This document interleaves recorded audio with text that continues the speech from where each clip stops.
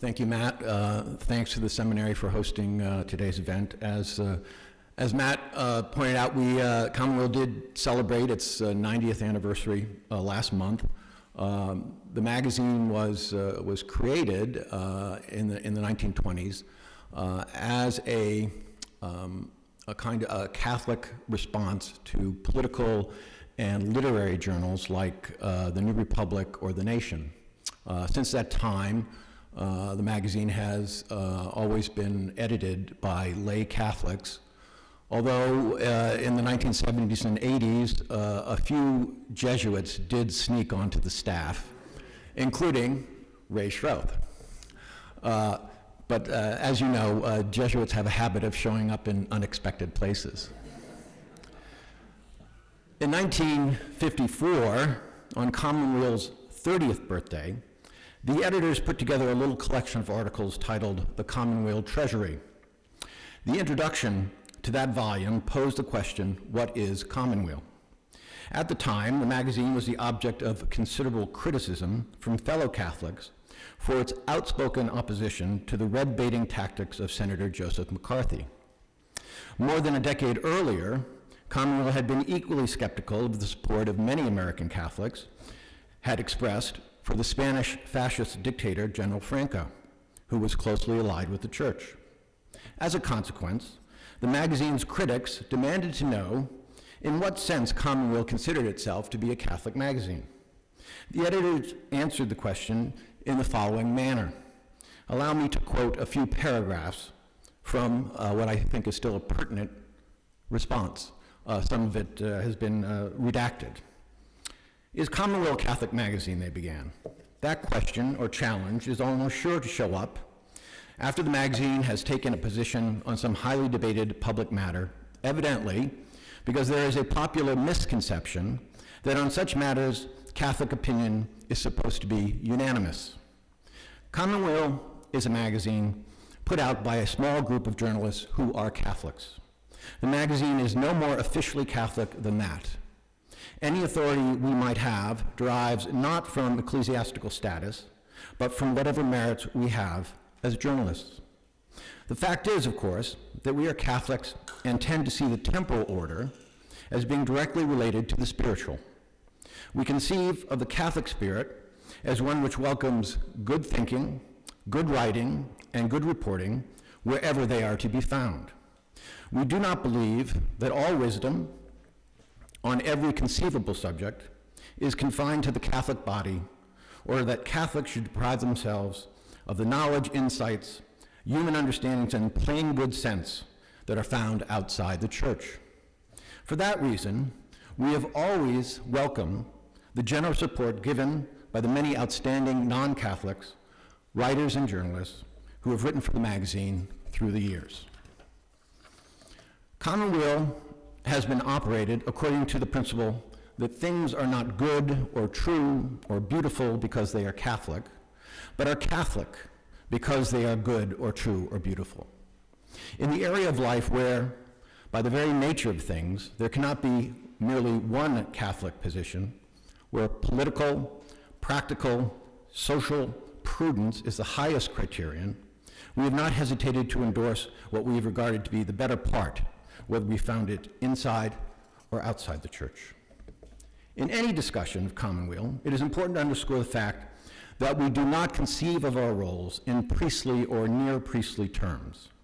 We do not think it is our special vocation to lay down the moral law for others or to indulge in overt preaching.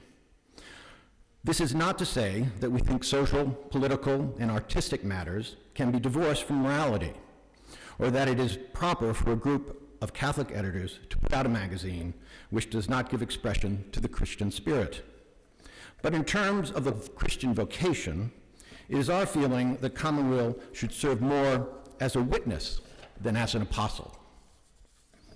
If there's one thing that distinguishes Catholicism from other religions, it is that the Catholic ideal is Catholic with a small c. There is in Catholicism no denial of value, however secular its uses. For example, Commonweal has long felt that it is an innocent betrayal of the Catholic spirit to despise literary or artistic values, or to subordinate them to some sectarian end. For that reason, the magazine tends to put stress on the artistic merits of books, plays, and movies. One cannot, of course, deal with creative efforts in a moral vacuum, but generally, moral considerations are dealt with in the total consideration of a work of art. We have been asked, from time to time, to spell out Commonweal's political philosophy.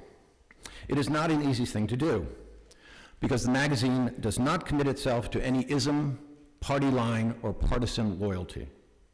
If it can be said that Commonweal operates according to any political dogma, it is the right to take a fresh look at things periodically, to make all judgments tentative, and to consider the total political situation.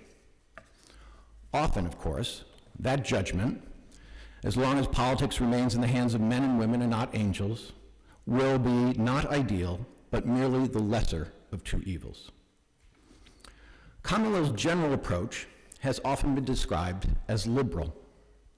Periodically in the Catholic press, there's a little flurry of controversy about the liberal Catholic. The phrase, alas, is an unfortunate one, for it suggests that on the one hand there is a plain old-fashioned Catholic, and on the other hand, a dubious member of the Church whose theology is shaky, whose loyalties are questionable, and whose ecclesiastical standing is uncertain. Commonweal does not explicitly describe itself as liberal, but the designation does not upset us. Certain social and political values, concern for the underdog, civil rights, economic fairness, the protection of our traditional democratic processes, have for a long time been described as liberal. We endorse these values under any name. Commonweal has long fought for these values. It is a matter of indifference to us whether the fight is called liberalism, called conservatism, which in many cases may be more accurate, or called something else. The values remain worth fighting for, whatever they are called. If asked to sum up the ideal of the Catholic journalist, we would put it this way. It is not enough simply to know the truth.